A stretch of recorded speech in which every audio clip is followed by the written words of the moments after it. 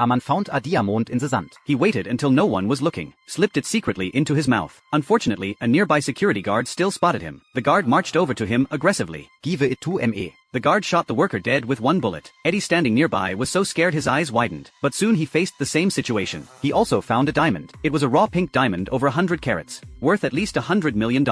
Eddie's heart raced with excitement right away. While he was hesitating, a water pump nearby suddenly exploded. It drew everyone's attention in an instant. Eddie took the chance to tuck the pink diamond between his toes. Then he lied about needing to go to the bathroom, hid in the grass by the shore and squatted down. Next he took out the diamond and started admiring it carefully. Unexpectedly, the head of security found him. The captain told him to hand over the diamond. Eddie had no choice but to pass the diamond to the captain. Luckily though, local regular troops suddenly arrived. The security captain was injured by a grenade. Eddie rolled and scrambled to escape the area, found a safe spot and buried the diamond in the dirt. Shortly after, he was captured by the arriving regular troops. Eddie said he was just a worker, not an armed fighter. But the troops didn't listen at all. They took him away directly. That night Eddie was locked in jail. However, the security captain was also arrested. He recognized Eddie right away, then yelled that Eddie had hidden a diamond, saying anyone who found it would get $10,000. Eddie of course refused to admit it, and shouted back in denial. Jack watched everything that happened. After Jack got out of jail, he had his partner bail Eddie out. Soon Eddie was released too. Jack found him, and offered to buy his pink diamond, but Eddie pretended not to know what he was talking about, said he didn't have any diamond at all. Just then an armed group attacked the city. Jack used to be a mercenary. He quickly took Eddie and fled. The two hid in a safe place. Jack talked to Eddie saying he'd help find his family if Eddie gave him half the diamond. Eddie had no choice but to agree. After that, the two prepared to head to another target location, but the roads along the way were blocked. They had no way to get through. Fortunately, Jack ran into a journalist friend. With the help of the journalist Anna, they took a media helicopter and arrived safely. Anna used her identity as a journalist to successfully find Eddie's family. Eddie finally broke into a long-missed smile. But then he noticed his son wasn't there. His wife told him their son had been taken by the armed group. Eddie immediately realized something terrible was happening. If his son fell into the armed group's hands,